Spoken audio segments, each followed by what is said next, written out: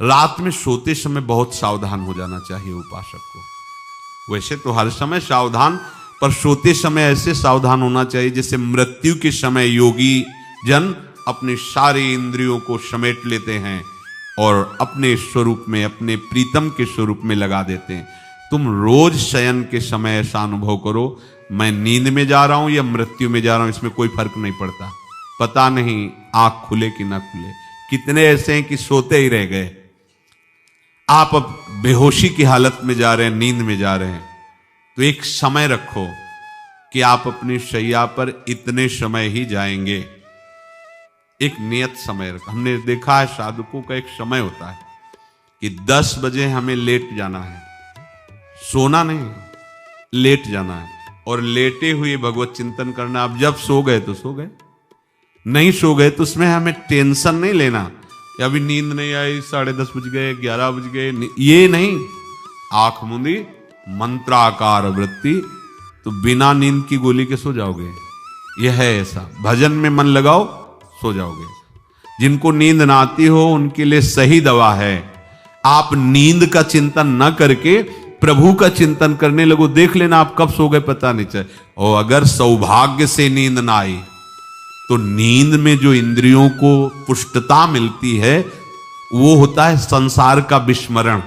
नींद में खास बात क्या होती है कि संसार का चिंतन छूट जाता है, फिर वो मस्त हो जाता है।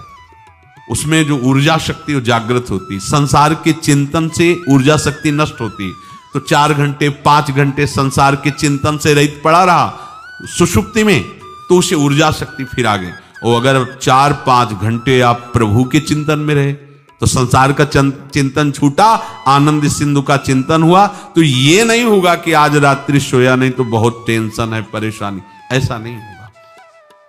भीष्म जी आज्ञा करते हैं रात्रौ च कृष्णम।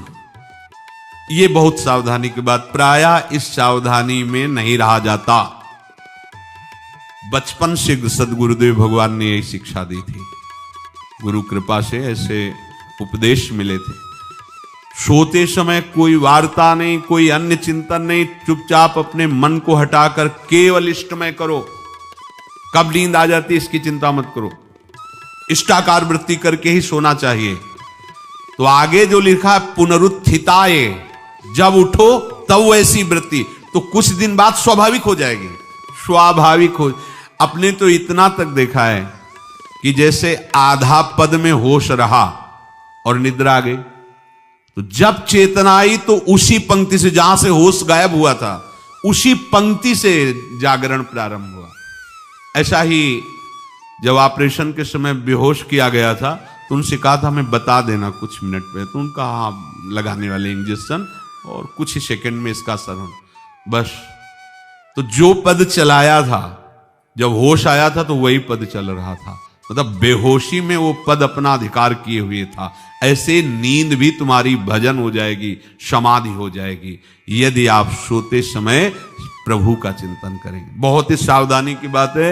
यदि इस जन्म में परम लाभ लेना चाहते हो तो इस श्लोक को अपना जीवन बनाओ। कृष्णव्रताः, हमारा जीवन का एक ही व्रत है कि हम अपने प्रीतम का भजन नहीं छोड़ेंगे, अखंड भजन। हमें ये नहीं देखना कि उपांशु मानसी को इसमें कितने गुना, हमें गुना बुना नहीं देखना। हमें अपने प्रभु को बोलना नहीं। भजन में मन नहीं लग रहा, पद गा रहे हैं, जोर जोर से चिल्ला रहे हैं, नाम कीर्तन कर, हमें अपने प्रभु से जुड़े रहना है। कृष्ण व्रताः कृष्ण मनुस्मरन्तो, हमारा निरंतर स्मरण चले, बस ये प्रयास रखना है।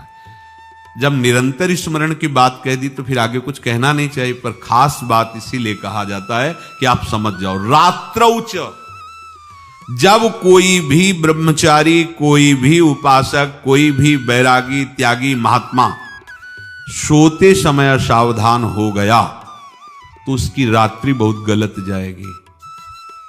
खास जब आप सैया पे शयन करते उस समय असावधानी हुई तो विकार छा जाएगा, ध्यान रखना। आपका चिंतन गलत हो जाएगा, आपकी चेष्टा गलत हो जाएगी, जागृत में ना सही तो स्वप्न में। आप सावधान उस समय जरूर रहिए। और उतना ही विश्राम कीजिए जितना आवश्यक हो। व्यर्थ में करवटें मत बदलिए, ये उपासक का स्वरूप नहीं होता। रोगी है तो बात अलग है, बड़े असाध्य रोगों से, नहीं तो ऐसी दिनचर्या नहीं होनी चाहिए। कै बजे? 3:30, अभी आधा घंटा तो है, फिर कमर ओढ़ लिए, ये साधक का नहीं होता। उचित समय, जो मान लो 4 घंटा विश्राम का, तो अब ये नींद का विषय आओ या ना हो, हम तुम्हारे लिए पुष्प बिछा के नहीं बैठेंगे कि आ जाओ आ जाओ आ जाओ। नहीं आई तो अब ये नहीं गया, अब इतने समय नहीं आई थी, अब 4 बजे उठने के समय कैसे हो? नहीं, ये फेंका। उसमें विचार नहीं किए, पहले फेंको और सैया से नीचे उतरो, भूमि को प्रणाम करो, आगे बात नहीं। वो फिर आपको ऐसा होता है 10 मिनट में तो कोई बात नहीं, 10 वो पार कर देगा, घंटा दो। रात्रौ च कृष्णम पुनरुत्थिताय, ये नियम लीजिए। सोते समय आप बिल्कुल मृत्यु दशा की स्थिति लाइए, जैसे मरने वाला नहीं होता, सब जगह से मन हटाकर, और सच्ची है, पता नहीं आंख खुले कि ना खुले। ये बड़ा धोखे का जीवन है।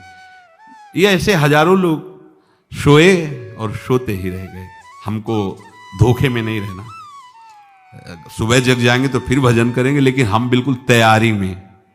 तो जब ये था कि किडनी कभी भी फेल हो सकती, तो हमें ज्ञान तो था नहीं ऐसा उस समय, तो हम रात्रि में जब शयन का सो, तो कपड़े कौन थे, कोई पैंट शर्ट थोड़ी थे, सब हटा चला, ऐसे रज लगाई, राधा वल्लभ जी को ऐसे बांधा, चरणामृत लिया, पूरी तैयारी में, क्योंकि पास कोई था नहीं।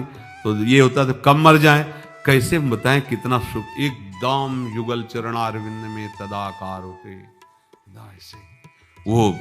इसीलिए कहते हैं कि प्रतिकूलता और अव्यवस्था और दुख, ये भगवत प्राप्ति का प्रधान साधन है। अव्यवस्था, प्रतिकूलता और दुख, ये अभ्यास उसी से। जब शाम के शयन करते तो पहले वृंदावन को प्रणाम करके, और ऐसे भावना में प्रिया प्रिया कहते कि जैसे भी आपके हैं, अगर शरीर छूट जाता है रात्रि में तो आप धोखा ना करना, आप बुला लेना पहले। और कैसे बताओ उस समय कैसे भाव होते थे, कोई पास नहीं, कोई सुविधा नहीं, 1 रुपया नहीं, तो एकदम दैन्यता, एकदम कितना सुख मिलता, वो एकदम केवल भगवद आश्रित। तो रात्रौ च कृष्णम पुनरुत्थिताय, ये बहुत पकड़ने वाली बात है। रात्रि के समय कोई और चिंतन न बनने पावे। देखो आप, और उस समय खास करके विषय चिंतन बनता है, ध्यान रखना। दिन भर लड़ते रहोगे इंद्रियों से, और जब आप शयन के समय जाओगे तब वो अवसर ढूंढेंगी और आपको विषयों में फंसाने की चेष्टा करेंगी। कोई क्रिया या पूर्व में कोई क्रिया या कोई दृश्य या कोई बात, अगर कहीं मोबाइल से मित्रता है और बगल में रखा है, तो भूल जाओ, रात्रौ च कृष्णम पुनरुत्थिताच। जब तक नींद नहीं आती तब तक फिर वो ऐसी सामग्री डाल देगा तो बर्बाद हो जाओगे। साधक, मान लो हमारी प्रार्थना मान लो, हम मानते हैं कि आज के समय में यंत्र का बहुत बड़ा प्रभाव है। अब यंत्र का प्रभाव देख लीजिए, यही छाती पे मोबाइल होगा, यही धड़कन के साथ वो घंटी बजे और कुछ नहीं। ऐसा भगवान का खेल रचा है। और इसमें सबसे खतरनाक बात है कि आप जो चाहो देख सकते हो, जहां चाहो, जैसे विश्व की पूरी बात, पूरा विश्वात्मा है, ये विश्वात्मा स्वरूप है, सर्च करो देख। अब अगर साधक सावधान नहीं है तो समाज में तो ऐसे कट गया। अब एकांत में जब शयन के समय गया, उस समय मन आपको फंसाने की चेष्टा। प्रार्थना है, अगर आपके पास मोबाइल हो तो एक उसका समय रखो। अगर आपको ऐसा लगता है कि कोई परिस्थिति आ जाए, हम स्विच ऑफ किए हैं, तो एक और मोड कहते हैं, कोई फ्लाइट मोड दो, क्या मोड में लगा दो, सीधे मत रखो, मोड में लगा दूर रख दो। आप अपने चित्त को प्रभु में जोड़िए। रात्रि के समय मोबाइल का प्रयोग मत कीजिए। मान लीजिए रात्रौ च कृष्णम पुनरुत्थिताय, सुबह उठते ही आपको कुछ चिंतन नहीं करना। सबसे पहले उठते ही, यदि आपके अभ्यास में आ गया तो ऐसा ही होगा, नहीं तो आपको पहले सदगुरुदेव भगवान का प्रणाम नमस्कार और कुछ भक्तों का, और फिर नाम जप, भले 5 मिनट ही करो, अपने आराध्य देव का सुमिरन, फिर अपनी दिनचर्या करो।